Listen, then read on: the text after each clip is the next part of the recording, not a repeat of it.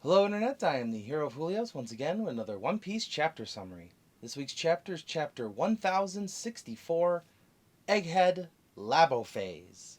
So, I just want to start by saying the cover art actually happened before this chapter, but also kind of like during.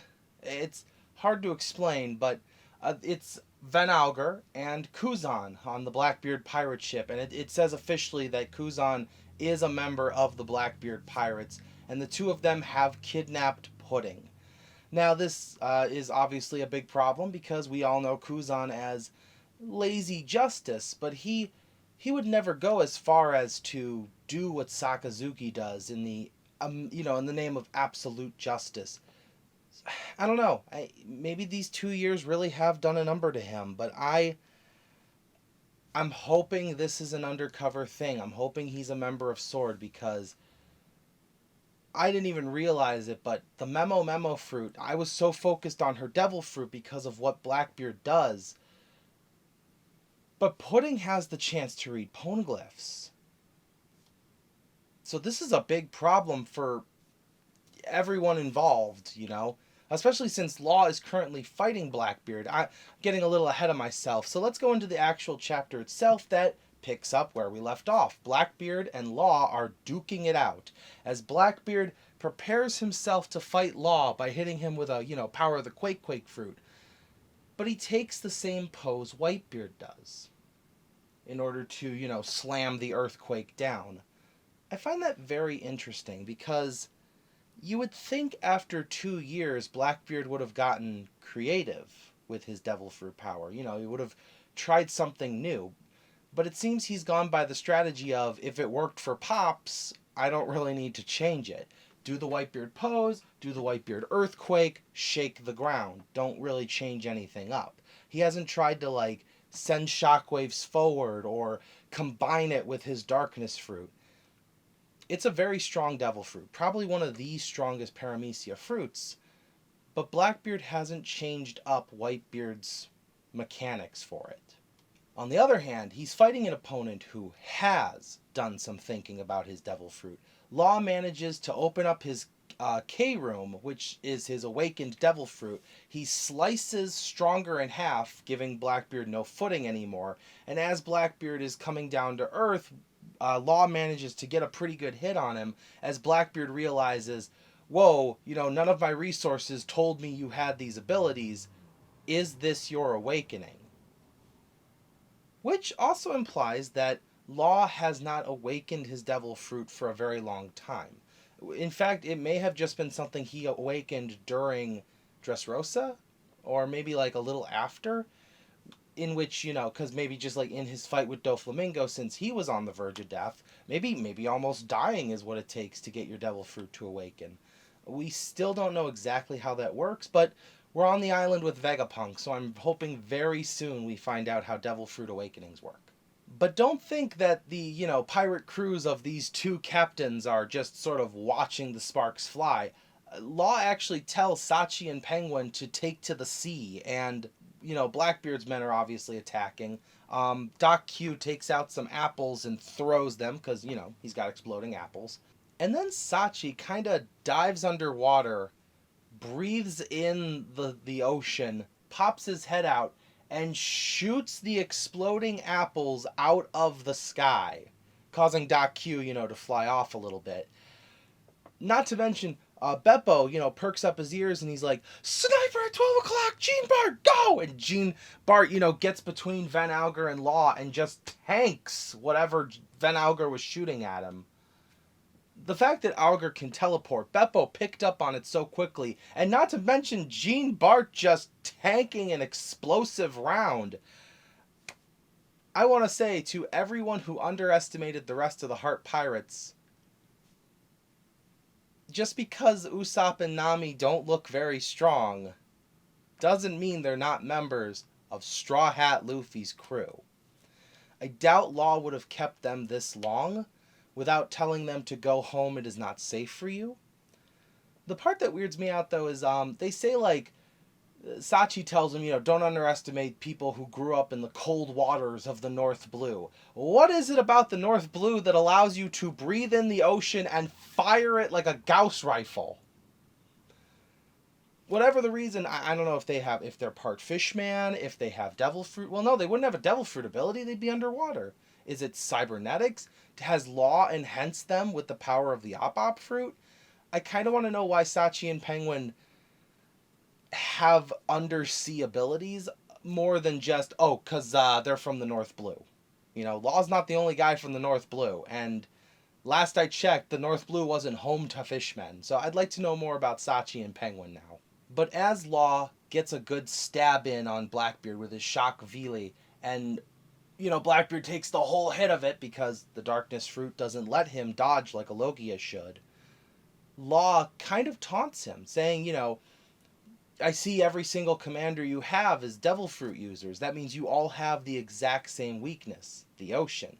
I kind of bragging that his crew, can use the ocean and devil fruit powers. Blackbeard, on the other hand, tells him that these devil fruits are perfectly worth the weakness that is the ocean. That they're called devil fruits for a reason, and their power is beyond the trade-off of not being able to swim. Blackbeard's taking the easy way up.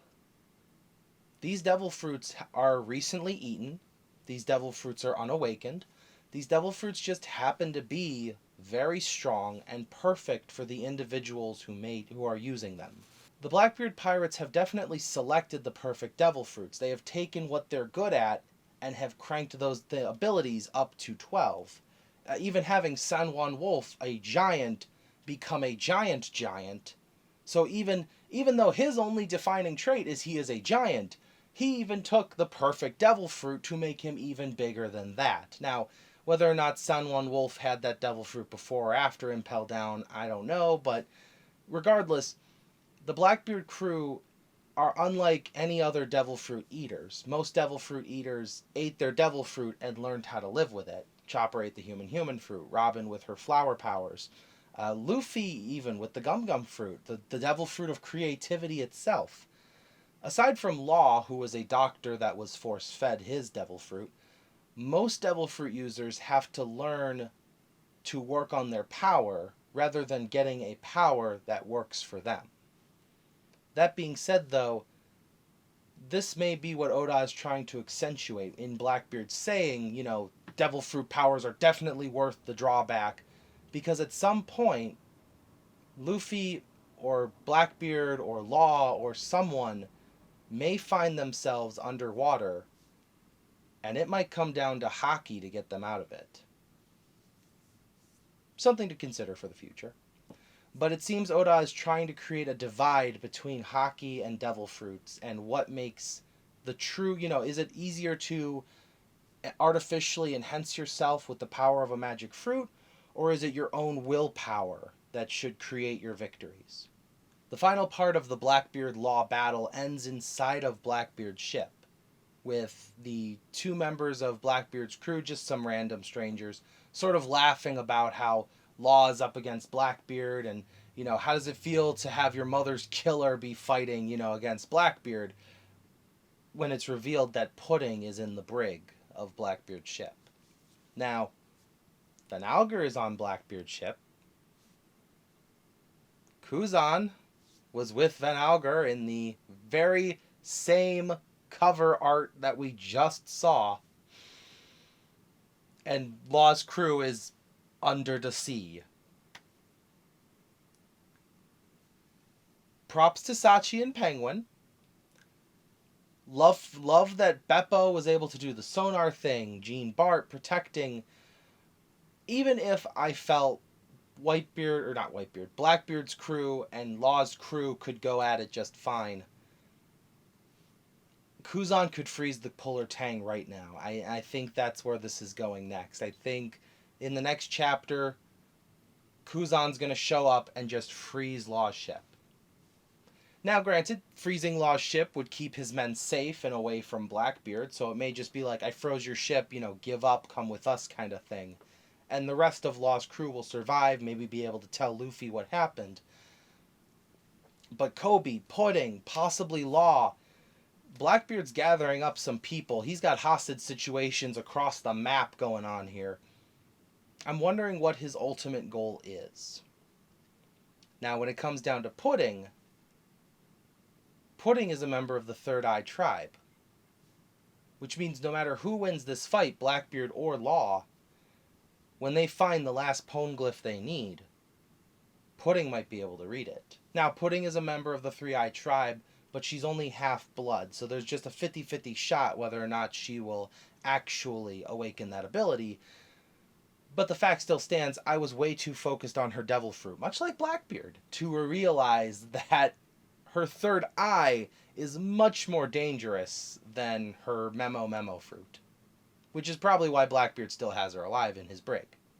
Transitioning between Blackbeard and Luffy, what's going on with them, we get a brief cut to Marine HQ where Sakazuki has heard that on Winter Island, Blackbeard and Law are duking it out, and he laments that once again he just has to sit and wait for the fight to finish. Why? What is so hype about Winter Island that Sakazuki... I mean, I know why when Luffy and Kaido were duking it out, the Marines couldn't just show up to Wano. You know, Kaido and Shanks going at it, the Marines couldn't do anything because it's two emperors. But what is it about Winter Island that they can't just surround them and Buster call them down? Regardless, as much as I dislike Sakazuki, I feel bad for anyone who is in a position where they cannot do anything but wait and see what happens. So, as someone who's reading One Piece, we'll just have to wait and see what happens. But enough about Blackbeard and Law, let's get back to Luffy, who has managed to escape the Kuma police with the help of Bonnie, as Bonnie has changed the ages of all four of them. She turned herself and Jinbei into children, she turned Chopper and Luffy into old men, or in Chopper's case, an old reindeer. In fact, Oda even makes it a point to say that this is a glimpse into a possible future. Like, this isn't exactly what Luffy's going to look like at 80, but this could be what he looks like. He doesn't go as far as to say that about Chopper, though, which is interesting. Luffy tells Bonnie, listen, I know he looks like your dad, but if you don't let me kick his butt, then how are we going to get anything done here? And Chopper says, dude, don't be insensitive, Bonnie. I'm sorry. It's just we've had a lot of traumatic experiences with pacifistas, which they did. Kuma literally... and they spent 2 years apart from each other because of it.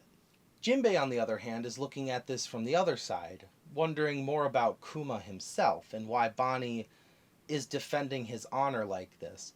See, everything Jinbei knows about Kuma is as a fellow warlord, and that Kuma was the tyrannical ruler of the Sorbet Kingdom. It even shows Jinbei's mental image of Kuma, which we never actually saw an interaction between Jinbei and Kuma until Kuma was already a mindless robot. So, yeah, Jinbei actually has no idea about the real Kuma, and to be fair, neither do we.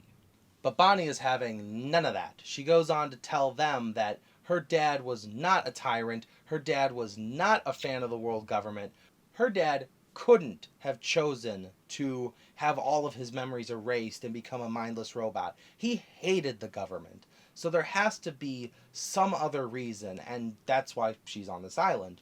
She takes this beam sword, and just in her frustration, she damages something in the junk pile.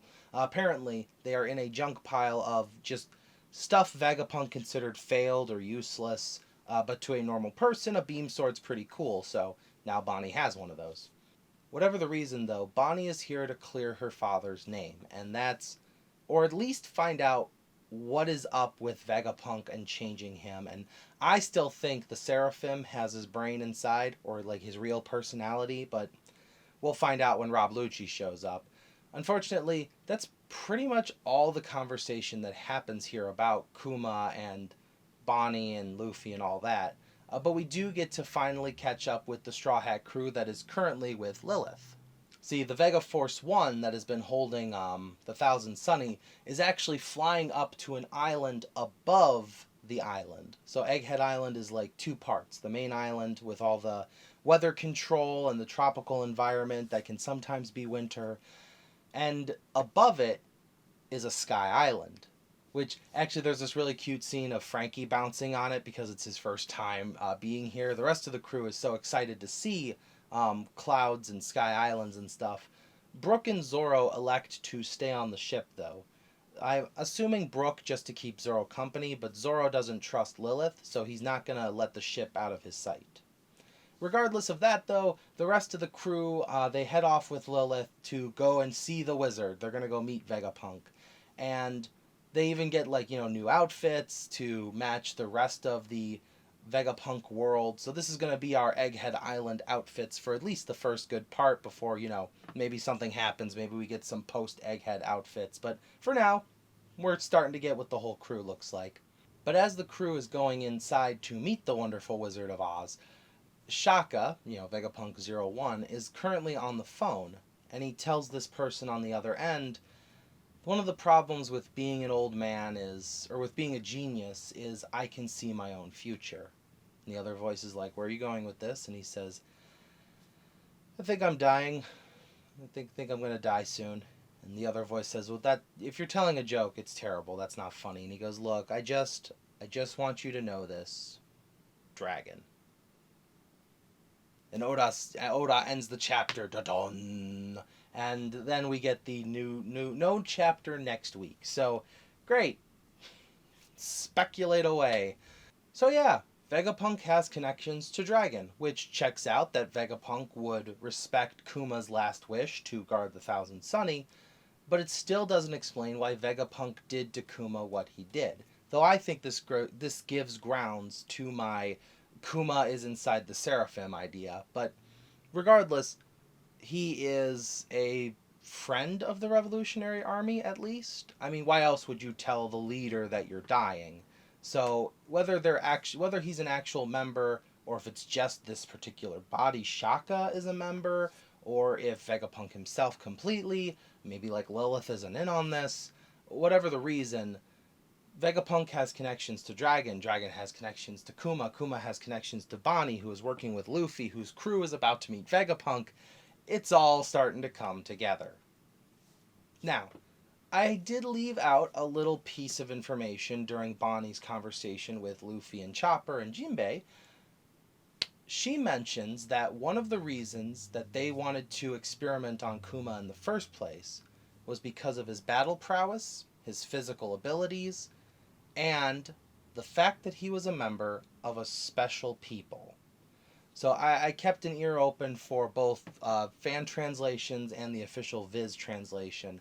It seems to be the official translation says that it is a special people.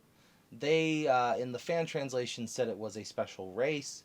I'm not exactly sure what, but this does fill in a final hole. We don't know what Kuma is, but if Kuma is of a special race, this may be the third race that is missing from Big Mom's family.